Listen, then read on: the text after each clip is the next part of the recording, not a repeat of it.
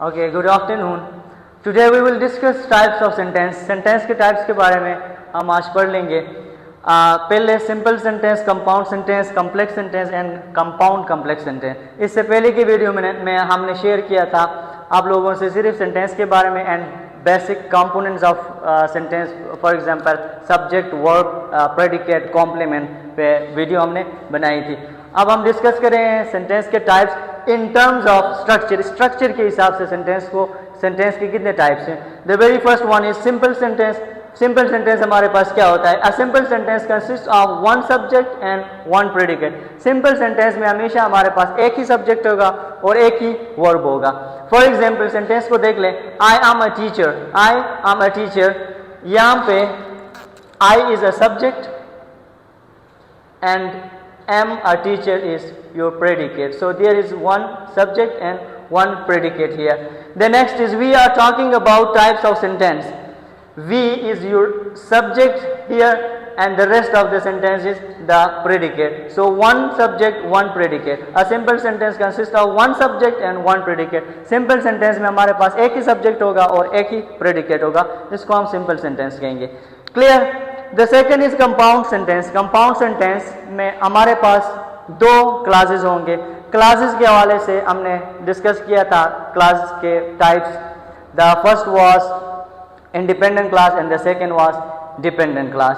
यहाँ पे क्या होता है? A compound sentence consist of two independent clauses joined with coordinate conjunctions, comma, semicolon और कोलन. यहाँ पे कंपाउंड सेंटेंस के अंदर हमारे पास दो इंडिपेंडेंट क्लासेस होंगे. दो इंडिपेंडेंट क्लासेस. इंडिपेंडेंट क्लास वो क्लास होता है जो खुद आपको कंप्लीट आइडिया कन्वे कर सकता है, उसको हम इंडिपेंडेंट क्लास कहते हैं. और उन दो इंडिपेंडेंट क्लासेस को हम ज्वाइन करेंगे, आपस में मिलाएंगे कोऑर्डिनेट कंजंक्शन से. कोऑर्डिनेटिंग कंजंक्शंस कौन कौन से होते हैं? एफ और फॉर, एंड, नॉर, बट और येट, सो. इनको हम फैन बॉयज भी कहते हैं. फैन बॉयज याद करने के लिए F for, A and, N nor, B but, O or, Y yet and S so. अगर फैन बॉयज को हम याद करेंगे तो इनको इजीली हम अपने माइंड में रिट्रीव कर सकते हैं. Clear? Now the example here. I like to read, my brother likes to talk. I like to read here. It is a first class and it is independent class. ये पहला class है sentence के अंदर जो independent class है क्योंकि ये खुद कन्वे कर रहा है आपको कंप्लीट मीनिंग. अगर इसको निकाल भी देंगे यहाँ से, आई लाइक टू रीड, मुझे रीडिंग पसंद है, right. And the second is my brother likes to talk. इनके बीच में हमने सेमीकोलन का यूज किया है. यहाँ पे मैंने मेंशन किया है सेमीकोलन से, कॉलन से, कामा से और कंजंक्शन, कोऑर्डिनेटिंग कंजंक्शन से हम इनको आपस में मिलाते हैं. Second one, I am a teacher and my brother is a doctor. यहाँ पे अगर देखेंगे one independent class means simple sentence. Simple sentence को हम इंडिपेंडेंट क्लास भी कह सकते हैं क्योंकि ये भी कंप्लीट आइडिया आपको कन्वे कर रहा है और एक ही सब्जेक्ट और एक ही प्रेडिकेट है. I is your subject and am a teacher is a predicate of the class here. And the second is my brother.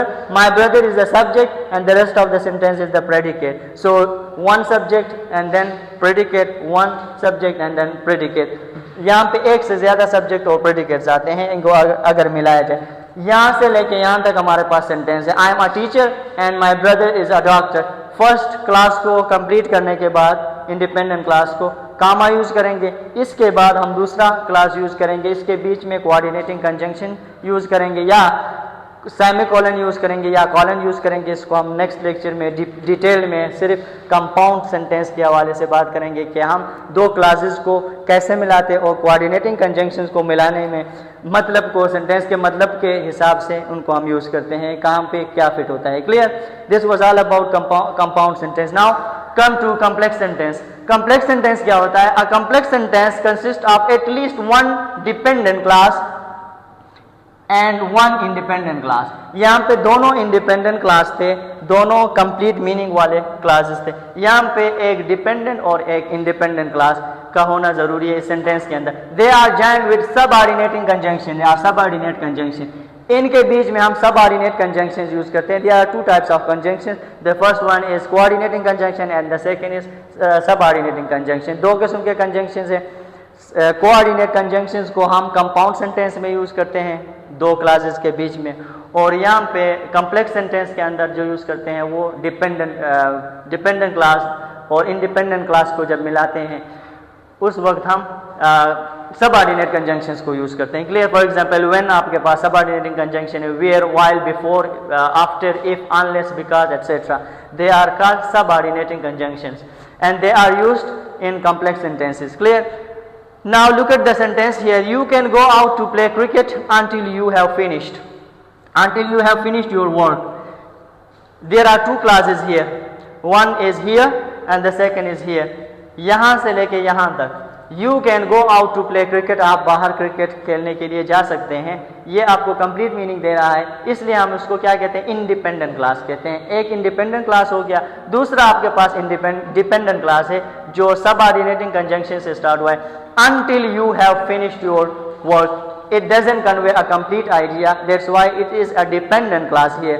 So this is the mixture. Complex sentence is the mixture of one dependent class and at least one independent class. Clear? One dependent and one independent class here. The next sentence here, if I go home, dependent class is here. अगर मैं घर जाऊं, ये complete idea आपको convey नहीं कर रहा है जब तक दूसरा हम इसके साथ नहीं मिलाते. I will study, this is your, I will study is your independent clause. If I go home is your dependent clause. So dependent plus independent is equal to complex sentence. Is that clear? Then the last one is compound complex sentence. Compound complex sentence में a complex compound sentence or a compound complex sentence has more than one independent class and one or more dependent classes. इसके अंदर क्या होगा, एक या एक से ज्यादा independent class आएगा और कम से कम इसमें दो independent class का होना जरूरी है, एक dependent class का होना जरूरी है. यहाँ पे अगर देखेंगे if it rains tomorrow, from here to here, it is a dependent class. It needs further classes to give us a complete idea about anything. If it rains tomorrow, अगर कल बारिश होगी, अगर कल बारिश होगी, यहाँ पे अगर छोड़ेंगे तो ये हमें complete idea कन्वे नहीं कर रहा है. That's why it's called dependent class here. The next, bring your umbrella. This is another class. One class is here, another is here, and the third one is here. So there are three classes here. Two classes are independent classes here, and the one is dependent class. Here there is must for compound complex sentence. As its definition says here, a complex sentence has more than one independent class. More than, एक से ज्यादा independent classes. यहाँ पे एक independent class ये है, एक independent class. दो independent classes हैं, इसके अलावा एक dependent class भी यहाँ पे, उसको हम कंपाउंड सेंटेंस कहते हैं. Thank you so much.